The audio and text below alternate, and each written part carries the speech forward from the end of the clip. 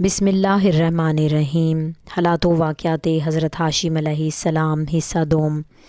حضرت ہاشم علیہ السلام کے دادا قصی نے کعبے کا متولی اپنے بڑے بیٹے عبدالدار کو قرار دیا، مگر وہ اس اہم منصب کا اپنے کو اہل ثابت نہ کر سکا اور نہ اس کی اولاد میں سے کوئی اس کی ذمہ داری نبھا سکا۔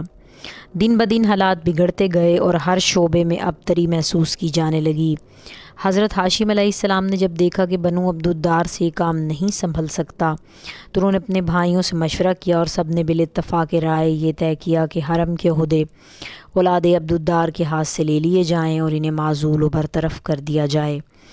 جب اولاد عبدالدار کو علم ہوا کہ انہیں بے دخل کیا جا رہا ہے تو مسلح تصادم پر ادھر آئے اور ادھر اولاد عبد مناف بھی ٹکراؤ پر آمادہ ہو گئی۔ قبائل عرب بھی دو گروہوں میں تقسیم ہو گئے۔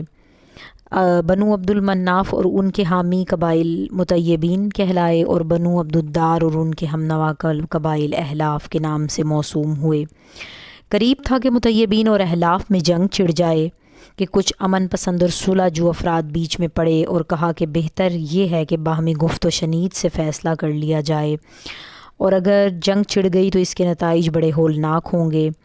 چنانچہ اس امر پر فریقین میں تصفیہ ہو گیا کہ ساقیہ حاجیوں کو پانی پلانا اور رفادہ وہ چندہ یا ٹیکس جو قریش سے غریب حاجیوں کو کھانا کھلانے کے لیے جمع کیا جاتا ہے کہ عہدے اولاد عبد مناف کے سپرد کر دیے جائیں، جبکہ ندوہ، حجاب اور لوا کے عہدے اولاد عبدالدار کے پاس بدستور رہیں۔ جب یہ فیصلہ ہو گیا تو اولاد عبد مناف نے رفادہ اور ساقیہ کے لیے قرہ ڈالا۔ قرہ حضرت ہاشم علیہ السلام کے نام نکلا اور یہ دونوں منصب ان کے سپرد کر دیے گئے۔ حضرت ہاشم علیہ السلام نے ان عہدوں کو سنبھالنے کے بعد نظم و نسق کی خرابی کو دور کیا۔ حاجیوں کے کھانے پینے کے انتظامات کے لیے 2 کنویں کھدوائے اور اپنے دادا قصی کے کاموں کو فروغ دے کر کمال پر پہنچایا۔